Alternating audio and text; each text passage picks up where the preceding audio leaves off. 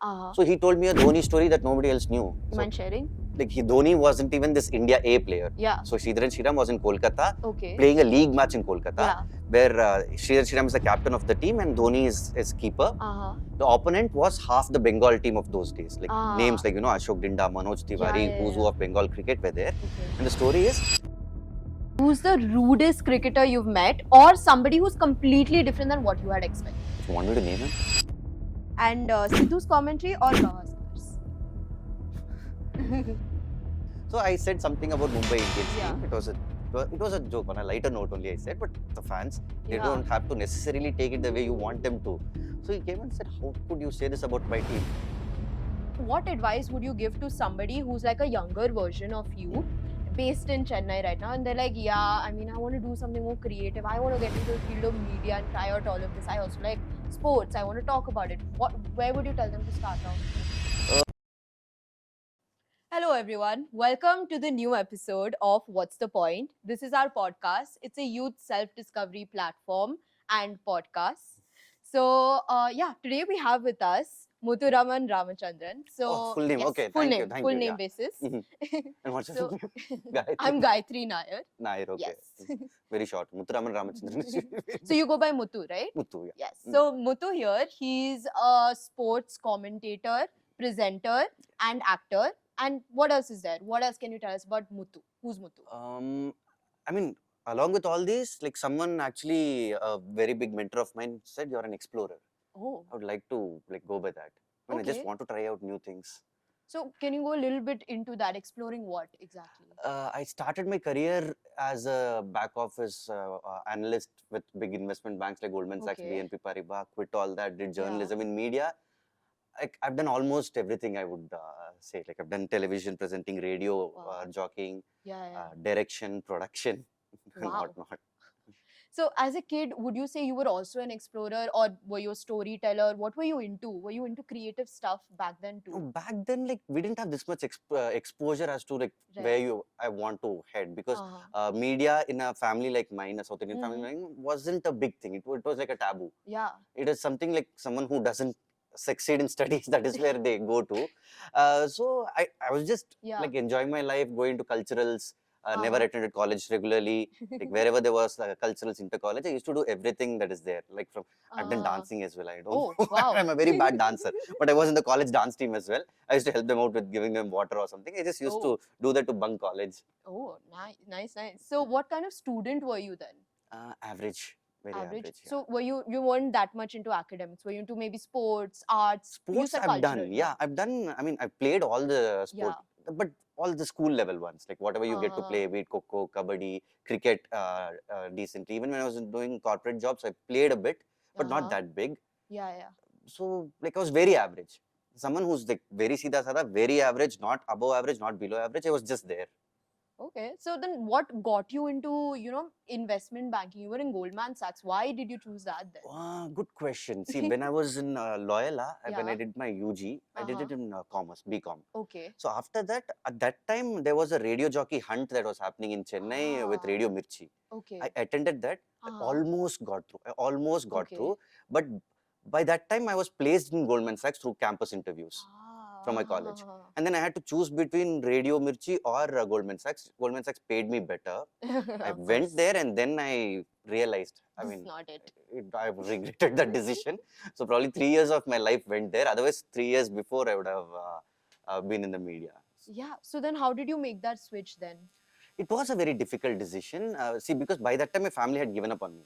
They were like, my father began to trust my instinct. So my sister was a doctor. Yeah. Very good at academics. She used to study all night. Older sister? Elder sister, yeah. Of course. So she used to study all the time and she was very good. Yeah. So by that time she became a doctor, and then there had to be someone who could support a family like little better. So I took a better paying job. And then after doing that, I had enough savings to fund my education. So I quit all that and I studied journalism for a year. Okay. So that got me into the media again. Okay. So suppose there's a 16-year-old, they come to you and they're like, okay, Muthu, you're in this whole field. I also want to get into commentary, something like that. And you could actually advise them and say, ki, at this age, start here, do this. What would you say? Lot of them do. Lot of them come and ask me. So because, what do you tell them? I only tell them is make a brand. It is not like, you just watch cricket or you play cricket, you enjoy cricket and you can easily become a commentator. Right. These days, like you have a phone, everyone who has a phone is a creator. Everybody has a phone. Just That's make a true. brand for yourself. Keep talking, make reels, do fun stuff. Make a brand for yourself and then automatically things will fall in place. That makes a lot of sense. So building your personal brand. Exactly. So you did a year of journalism, right? So do you think that's necessary to have maybe some, academic hold over broadcasting and journalism to get into fields like that? Not necessarily. See, I mean, there are so many filmmakers who've not even been assistant directors, who've not studied film. So you can, if you have the passion for it and if you know the craft, you can get into it. But studying will help you. It is just like my push. It will help you.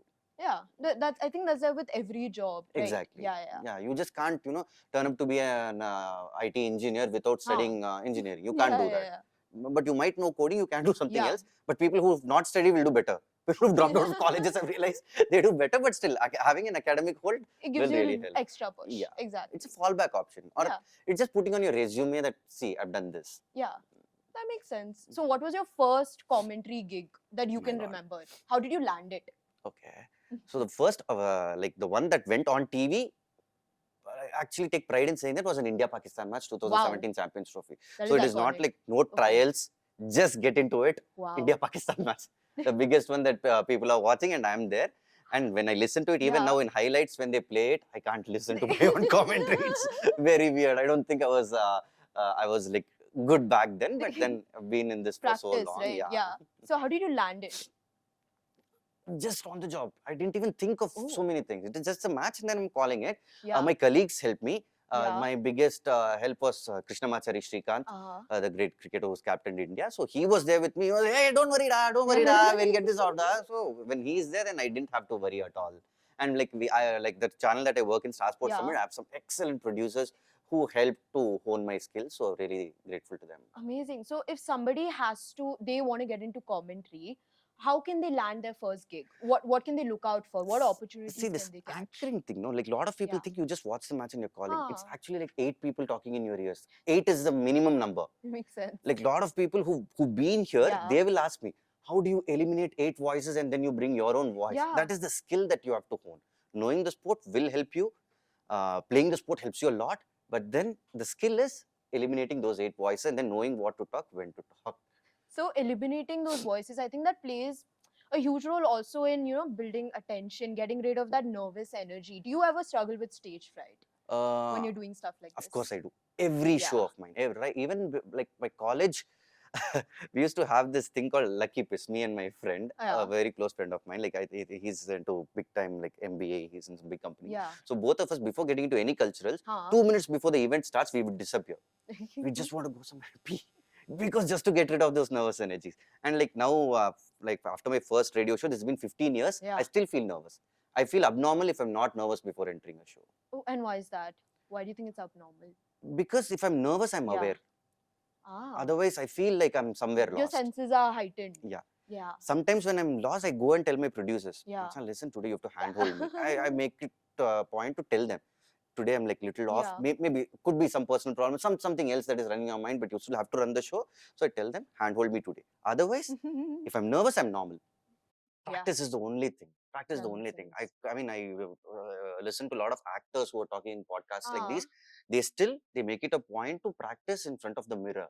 Oh, okay. Do you ever do that? Sometimes I do, but I don't do a lot of acting. I've done stage acting a lot, but theater doesn't pay you.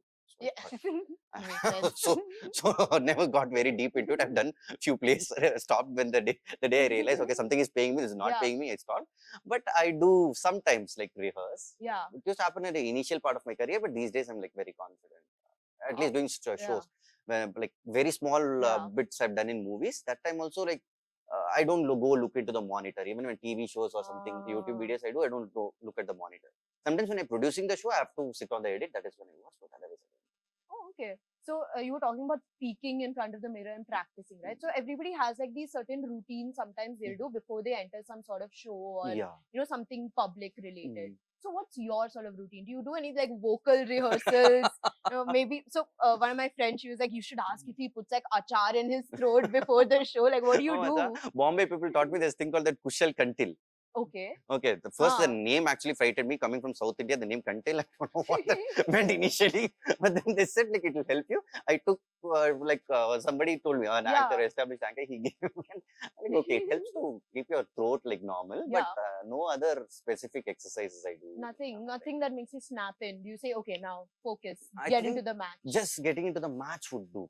Just the energy of the match. Like, I do a lot of sports only these days, so just the match, what to say, like however the match is huge, that energy automatically comes. So what if you, okay, little controversial. Actually, this thing, like this routine, after I watched Mudalvan, I think in Hindi it was Nayak. The hero will have a banana before doing that big interview with the CM. Okay, I grew up thinking, okay, banana would help. Instant energy, it would help, but there's nothing like that. It's like Chota Bheem when he has laddu before he has to go fight. Yeah, much, and I don't know. You had to promote something laddu, and then you'll have another character eating samosa. Who's that? Motu Patlu. He'll have samosa that will give him energy. Yes. No. And Popeye with spinach. Yeah, but I don't think junk helps. I don't think that's a spinach. Maybe a good idea. Popeye but I don't think spinach was the actual idea. That was something else. I think I've heard of this as well. Yeah, you've been in the US. Yeah. I don't know if you'll edit this out. So, okay, little bit controversial here, but not too much. Have you ever messed up while you were doing commentary and you had to like quickly take it back and recover? How did you do that? Like my first show in Star Sports Tamil. Like before that, I've done live television, I've done live radio. So live is not something that will like make me very anxious. Yeah. But this was the first time in a new channel. The new channel is launching. It's been 2 days, and then I'm like first 2 days there was some other anchor. Third day I was anchoring. Before I went on air, like in between, right after 2 minutes after the show, my in-ear, I couldn't hear anything from the producer and the director. I couldn't hear. And then I obviously know TV, so I'm looking at the monitor. When my shot is not on, I'm telling them I can't hear. And then I knew someone will get back. I knew. Then I don't know how to drive the show because this is completely new. If it is a show like yours where nobody's talking to you, it is just your own script. You can manage. But this is someone else who's producing the show, who's giving me instructions. And I'm telling them I can't hear. And then I realized the guest of mine, it was Sadagopan Ramesh, who's played for India. He's telling me, next year, it was India-South Africa match. He's like, okay, next we're talking about Hashim Amla, next we're talking about AB de Villiers. So he's giving me the cue. And I've obviously gone through a run order which is made. So I know what is coming up next, but I don't know when. If the earlier topic is over, should I follow up on the same player or something? So he was giving me cues. And by that time, I knew it was a long shot. I mean, it was a short close-up of them and the guest was talking. Because I've done television so many years, I could take it out, put the plug. It was a loose connection. I could put it, tighten it, and then put it back even before the engineers came. But somehow it helped. And on live shows, no, Gayatri, fuck-ups do happen. Yeah, happens. Of course. So many have happened where we had to manage. Someone else's mistake you will have to manage. Even that has happened to me. My own mistakes I'll have to manage. Happens. Oh, wow. So what's your motto then? How do you just get back into it? See, the motto is just to give an entertaining show to the viewer. That is the only motto you can have. See, because like a lot of youngsters who come in, I tell them, even when I've done YouTube, I've been in YouTube channels, I tell them, it is okay even to, hold another's collar and fight. Only if the reason is for the shows to be good. Do good, Otherwise, like, don't engage into problems, don't know if it's fighting. But I say, even if it is okay to fight, if the common motto is the show has to be good. Yeah. So then what do you do when the match is so boring? How do you take it in your hand to make it entertaining? Has there been an instance like that? That is a good question. A lot of them. See, because like, see, T20 matches take care of themselves. It is action, it's an event every ball. Test matches also have certain, certain parts where it is entertaining. But one-day matches and certain part of test matches, you go into storytelling. You have to get the anecdotes out of the expert that is sitting with you. Get some stories out of him about players, what happened during their era. So build stories and then engage with the viewer. Like I'll just take a comment on Twitter. Say this is what someone is saying. Do you agree? Do you not? If you disagree, put your own tweet. So just build engagement. It is a tough one, but I really enjoy it because when the match is really exciting, you don't need a commentator. Match takes care of itself. Because it is not like a movie where you bought a ticket only to watch Rajnikant or Shah Rukh Khan. This is a match you're watching only because Virat Kohli and Rohit Sharma is playing, not because I'm talking or someone else is talking. So they are the hero. You're just character artists who just play a character and go. That makes sense. So you were bringing up social media, right? You guys take up, I have seen nowadays they take up tweets and then they talk about it during the show, right? Hashtag Star Killing was trending India #1 yesterday. Nice. So do you think these kind of social media memes and tweets, they've actually been giving more to the show, or do you think sometimes it takes away also in some way? Both. See, it's Okay. like normal social media. Anyone would say it has its own pros and cons. Macha. It's like when you get appreciated, then it shouldn't hit you. And when Yeah. people criticize you, because a very popular commentator, he said, so Twitter, it's titter. Titter in Tamil means someone who's shouting or scolding. Yeah. Because it is very easy to take Yeah, your yeah, mobile yeah, and yeah. just put some bad thing out. So it has its own cons, but then memes are actually for fun. Yeah. If it is good humor, then everybody would take it.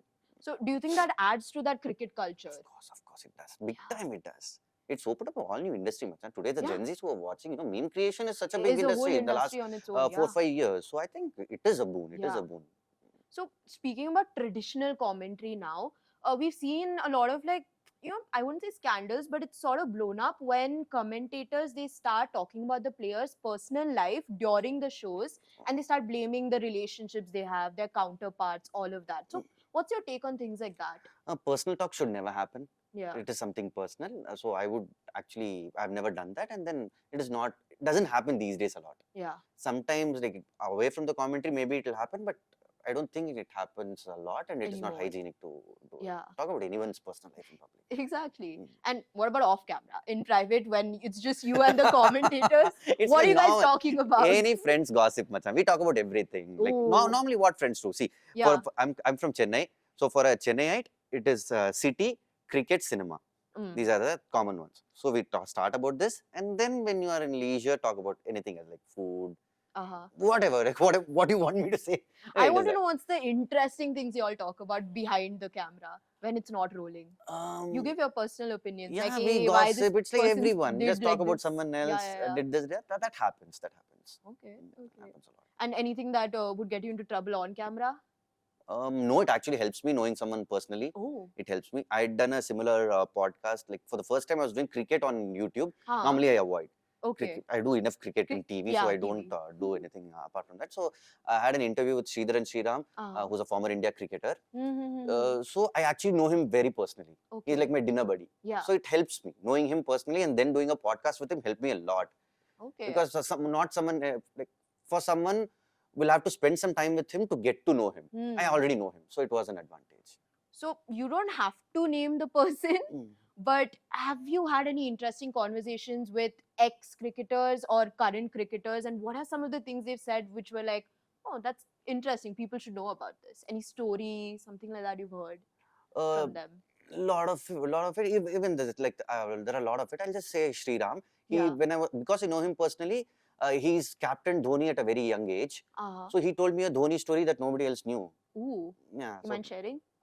Okay. A little bit. If I might, if he would allow me, Shri Bhai, because he didn't allow me to put that story on my podcast. Oh. He's like, wait. Okay. But I can share the story. The story goes like Dhoni wasn't even this India A player. Yeah. So Sridharan Sriram was in Kolkata, playing a league match in Kolkata, where Sridharan Sriram is the captain of the team and Dhoni is keeper. The opponent was half the Bengal team of those days. Like names like, Ashok Dinda, Manoj Tiwari, who's who of Bengal cricket were there. And the story is, they were 2 down and it was there was a partnership. Two people were belting their team left, right and center. And Sridharan Sriram was the captain. He was rotating bowlers. He didn't know what to do at a point. Dhoni just came. Dhoni said, Shri Bhai, मुझे 2 over दे दो, मैं इसको निकाल दूंगा, फिर मुझे निकाल देना, आप देख लो. Shri Bhai was like, okay, somebody so confident. He used to share rooms. They were roommates. Those days he used to stay with roommates. He was like, okay, this guy is so confident. He got the gloves from Dhoni, gave it to someone else, asked him to keep, and Dhoni bowled 3 overs, got both the batters out, and then took the gloves back from that guy, went to keep again. So this is one part of the story. But the bigger story that Sridharan Sriram told me was, they were sharing rooms and anyone would brag about this. Yeah. After the match, anyone would brag saying, "Dekha na, मैंने बोला 2 wicket लूंगा, मैंने ले लिया," and all that. He said greatness of that man is he never even uttered that thing that he did this. Wow. It's like normal. Yeah. Normal on the job things. Why should I brag about it? He was so simple. So that was one quality that Dhoni had at a very, very young age. And how old was he at that point? At that point, Dhoni might be 21, 22, like that. Okay. So what's your favorite IPL team? I think Dhoni was part of CSK, right? So is that... I don't know. You know your cricket. You- Dhoni is CSK. Sorry, I'm CSK is not that Dhoni. not that great with cricket. Okay, but Dhoni is CSK. CSK yes. is Dhoni. There's nothing Oh, separate. okay, it's Yeah. equals to each other. Yeah. So what's your favorite IPL team then? Chennai Super Kings. Yeah. Of course, And I'll have the affinity because I'm from Chennai. yeah. I used to like Kolkata Knight Riders when Saurav Ganguly played. Okay. I was a huge Saurav Ganguly fan. And anything you can tell us about the IPL auction, some secrets that go on behind the scenes? Achha, everything is commentary open box. now these days. Everything is open. Earlier, they used to be, these days everybody comes up with auction strategies and all that. So Yeah. most of it is open. Even audience, even meme creators and social media handles, they guess what is going to happen. So it's like very open. Okay. Earlier, it used to be like little.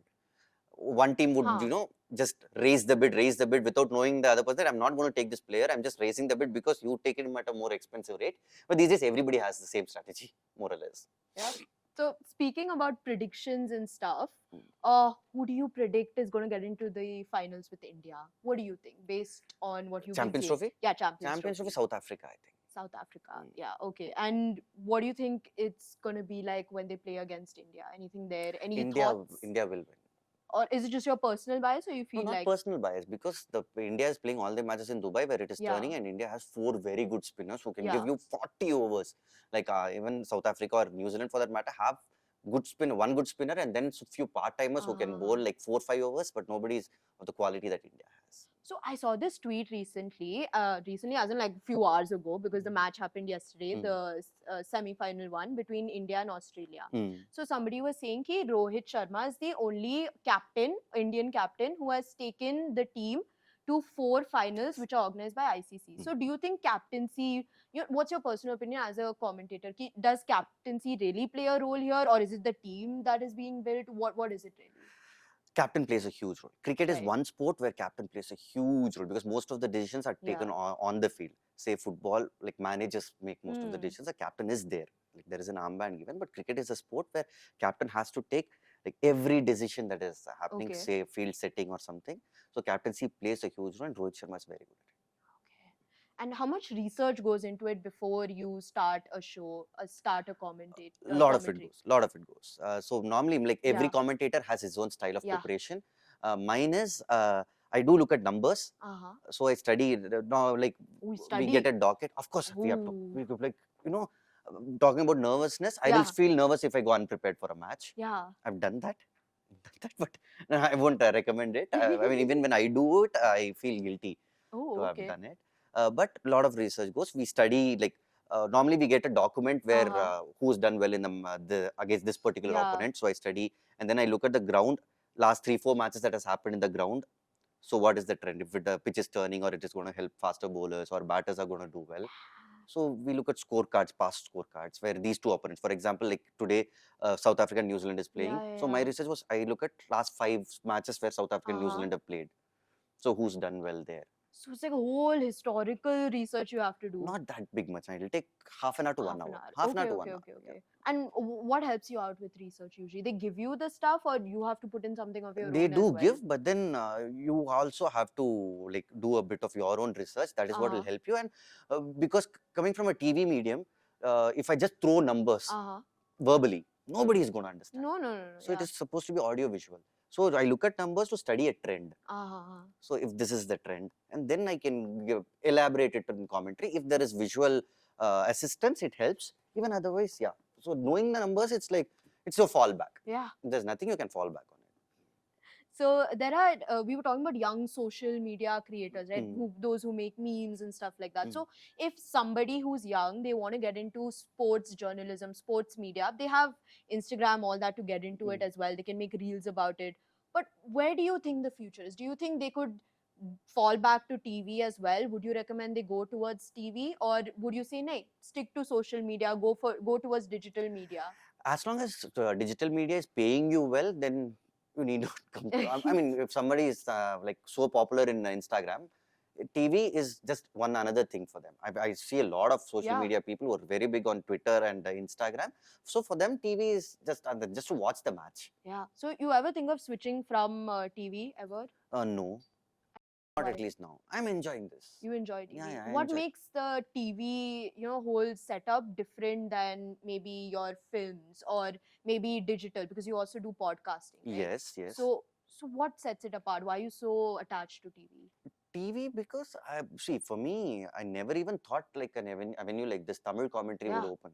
Like coming from Chennai, I used to follow cricket in English, and sometimes I'm forced to listen to Hindi commentary. Okay, ball away ke niche, can't get anything. Yeah. So for that, I never understood that, but we still follow. Used to follow because we have to know the score, who's playing in the class, and all. We've hit transistors, lie down on the bag to listen to the score when Hindi commentary is on. Yeah. So Hindi guy has to sit. What is he telling? So he'll have to translate that to me. So this person is playing. He is hit a 6. He's hit a 4.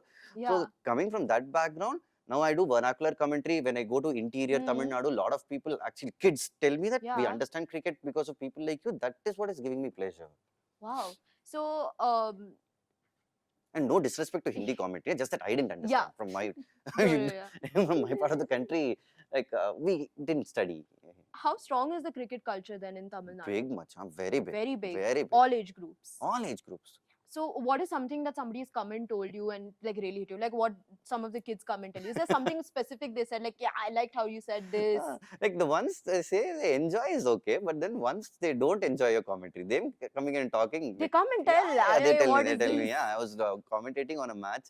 I think this was in Madurai. Yeah. Where Mumbai Indians fan. So sometimes like in commentary, we are supposed to predict or take sides. If Chennai and Mumbai is playing, obviously as a commentator, as a Tamil commentator, I have to take sides. So I said something about Mumbai Indians team. It was a joke on a lighter note only I said, but the fans, they don't have to necessarily take it the way you want them to. So he came and said, how could you say this about my team? No, this. I was like, okay, sir, fine, don't take it personally. But I did enjoy that conversation with him. Do you remember the joke? I don't want to tell it. Oh, okay. Can't fall into another one, another hole. Okay, so I want to have a rapid fire round. Are you ready? I'm ready. Okay, so who's the rudest cricketer you've met or somebody who's completely different than what you had expected?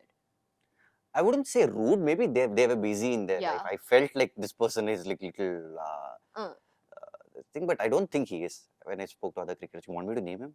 You can. You can give a hint or their initials. Most of them are really sweet. Okay. See, I've seen a lot of film celebrities. So when I interact with sports person, they are more real. Yeah. More grounded. Yeah, more grounded. And then I found one person didn't smile at me back. Oh. I mean, Aksar Patel it was. He didn't smile at me back, but he's actually a very sweet guy. When I spoke to someone, he's damn sweet. Maybe he was a little busy. Maybe he's stressed. The Maybe pressure. Maybe he was.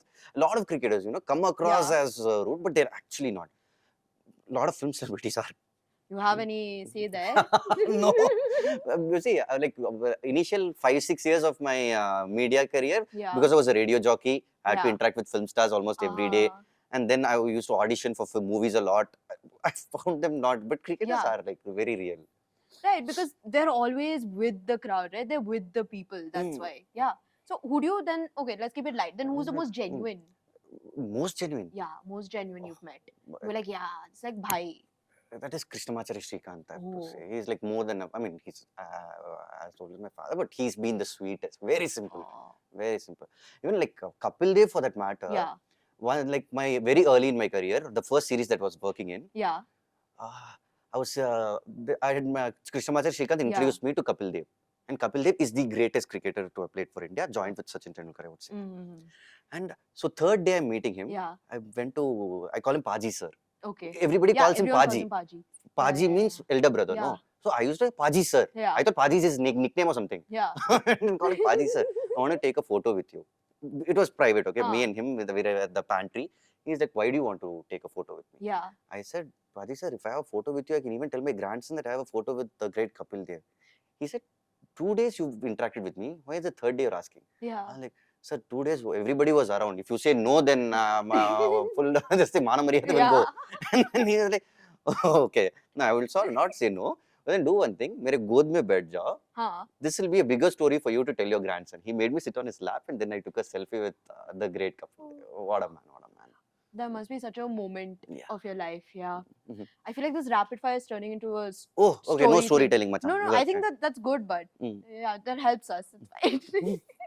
So what's your favorite cricket team apart from Team India? New Zealand. Okay, and why?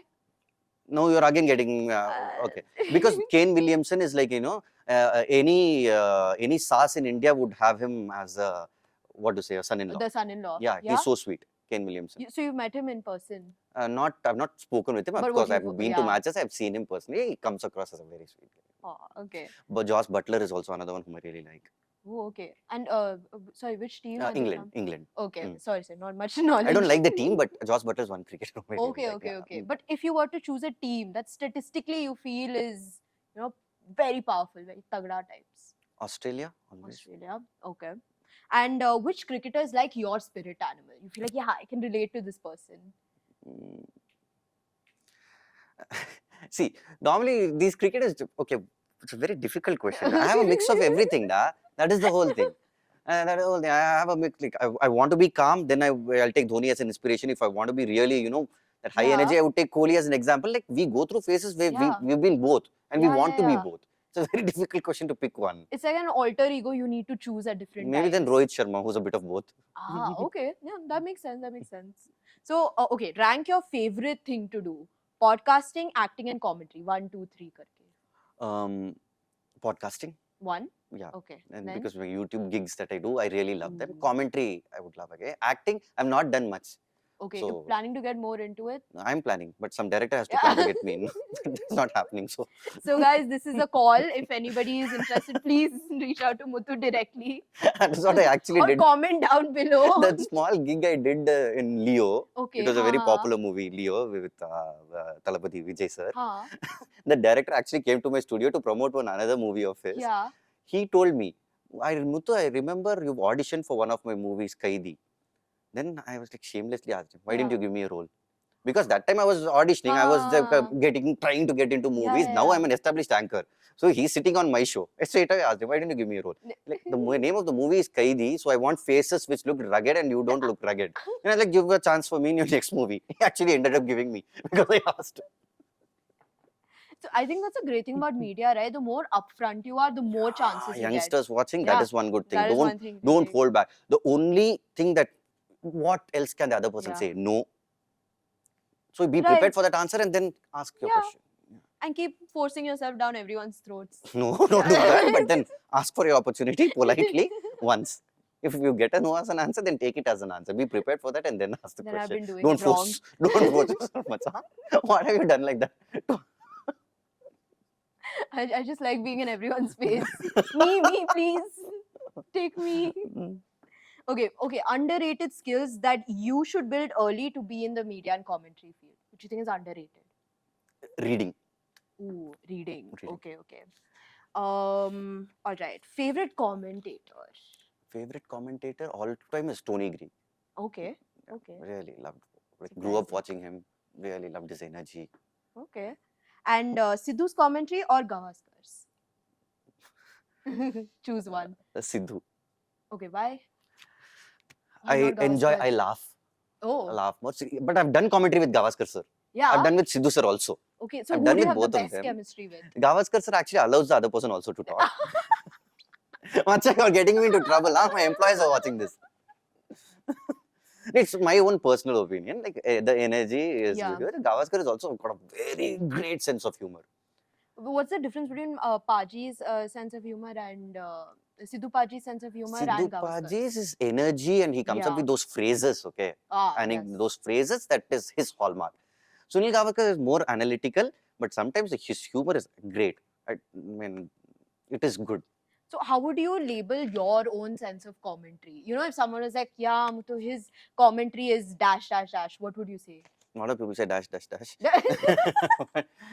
See, I would say my thing is I can do both. When I can do entertaining, like talk, we get movie references and all that. But then when I'm doing test matches, the purest watching, I can talk proper cricket. And which is your favorite kind of matches? You like the ODIs? I like test matches. I like test matches a lot. Why? Because they're very dynamic. And because I've been a cricket purist. I could watch anything. Like just walking on the road and in Gali mein somebody, in Bombay, a lot of underarm cricket happens. Somebody is playing, I'll just watch 2 balls and then go. Like what is happening? So cricket has always been like that to me.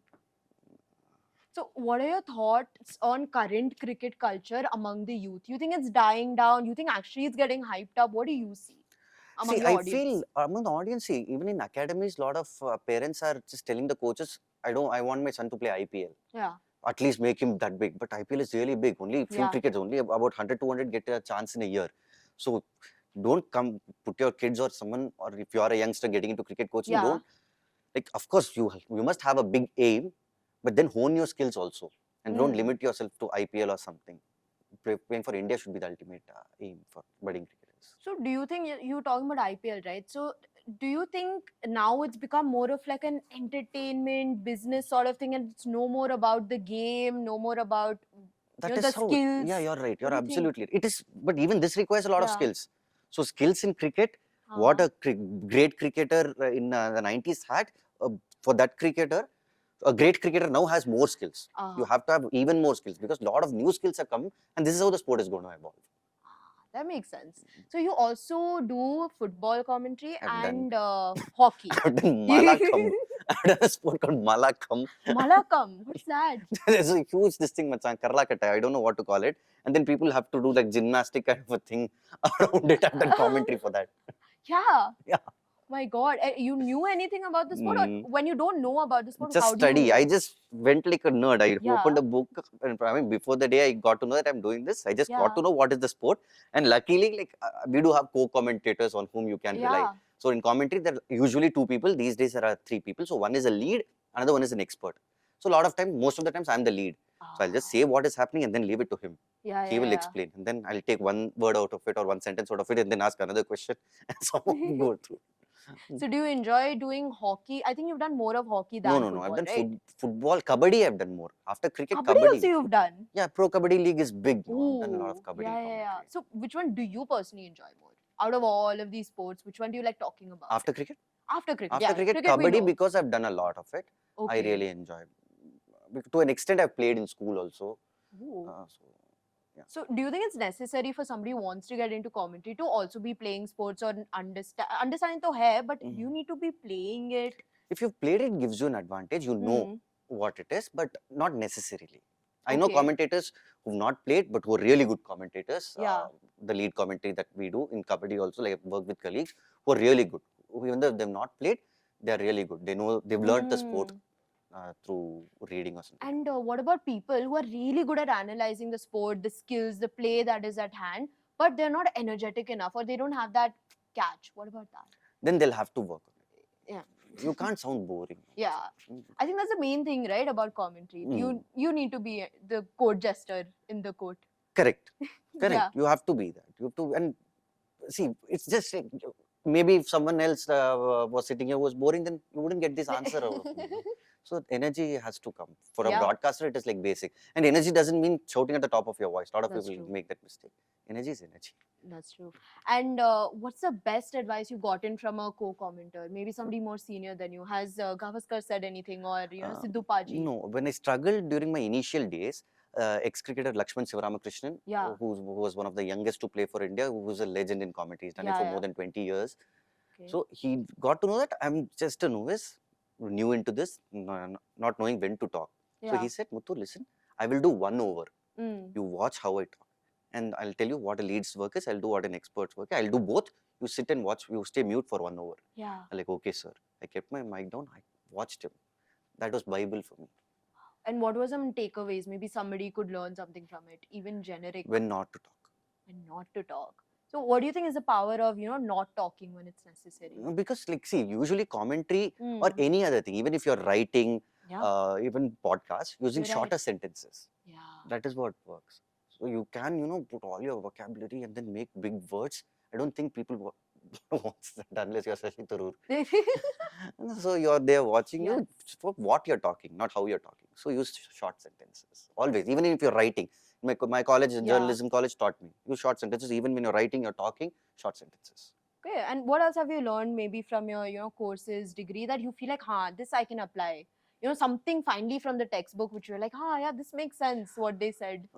See, a lot of it, okay, that really helped me. My college taught me the short sentence is one thing, and then don't throw numbers at audiences. If there's only visual assistance, we give numbers, otherwise don't. These are some things that my college actually taught Okay, me. and do you adopt it maybe in, the commentary that you're doing I sometimes? mean, even in radio. Yeah. Actually, when I studied in journalism, I had I had taken radio journalism Okay. from Asian College of Journalism in Uh-huh. Chennai. So then, actually, the next year I got my the next batch, my juniors, to my radio studio, Big FM Chennai, to Okay. show them how a real radio studio looks. Yeah. Because my college, it was like few years behind. Yeah. Those were smaller consoles. Then I had to tell them, like, this is how it is. So, but a lot of it is. So how did you get that opportunity to go into, Big FM? How does one look out for these opportunities? See, radio, I don't think these days anybody wants to get into radio. If there are people, very few, right? Very few, because digital is the thing. The thing right The now. thing. Yes. Radio jockeys, of course, I do see youngsters who want to Yeah. get into radio. How I got was, after I did my journalism, media was in recession. This was way back, okay, 2010-11. I think you must have been in school. Yeah. I'm a boomer. Okay. So 2010-11, Like after 10 years old. I'd done 3 years of Goldman Sachs and all that, studied 1 year of journalism, and then media was under recession. I didn't get a job for 6 months. Okay. So at that time, I didn't know what to do, because my parents, my family expects you to, you've studied, so you have to go to office. Yeah. And then I didn't get a job. So that time, one of my friends, her boyfriend was big shot in Radio City, Mumbai. Okay. So I asked her for help. I don't have anything. You help me out. She said, I told her I'll at least intern. But the curriculum is over. I just interned because I want to go to some office every day and work. Not because not for a certificate or all that. You just wanted that hands-on experience. No, I just wanted to go to an office. Oh. I tried in Hindu, Times of India, anywhere. I spoke to my friends everywhere, but somehow he got me into Radio City, Chennai as an intern. I interned there for 3 months. After 3 months, I started giving voiceovers for ads and all that. Yeah. So they actually offered me, you just intern for 1 or 2 more months. We'll take you in the team. By that time, I developed contacts. So I got a contact in Big FM. So I went there, audition, and then I got in. So it is important to build a network when you're in media. Very important. These days, a lot of people use LinkedIn. I'm on LinkedIn. I don't know how to use it. I don't know how to use it. Man. So you ever get like random messages and requests like, hey, Muthu sir, no, help me out. No, nobody even knows that I'm in LinkedIn. I just downloaded that app like about a year ago. I opened a profile, and then it keeps asking me for a lot of money. I don't know why. Money? Yeah, to get the premium. I'm already paying Elon Musk for Twitter. I'm paying Zuckerberg for Instagram verification. I don't know if I should pay them. Yeah, just to stalk people. You have to pay just to stalk people. Is it?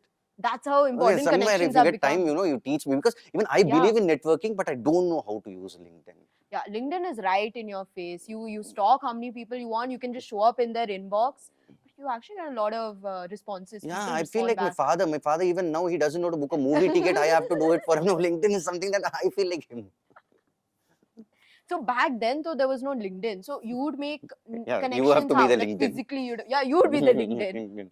You'd have to go around and make connections. See, like, I mean, I'm the generation where people used to give visiting cards. I've seen that. So we've come from that. So I developed my network just by talking to people, macha. Yeah. Just talking. And just doesn't matter being yourself to them. That's what they see. That I realized very late in my career. Bombay actually taught me a lot. Like earlier when I was in my college, undergraduation and all, I used to be a little hesitant to talk to new people. Okay. But then like you grow up and then probably. Nervous, like you felt like. No, I actually felt my English, even now it is not great, but that time I felt it was bad. Oh. Now, I'm like, this is how I talk. Yeah. I think that's normal conversational English. Yes. But I feel like when you come to Mumbai, it becomes like you have to switch the English a little bit. Yeah, right? I really South love Indian this. English and going back to Mumbai English is like a whole different No, thing. I don't use ki, to in my English sentences. Yeah, this is a vast difference. Yeah.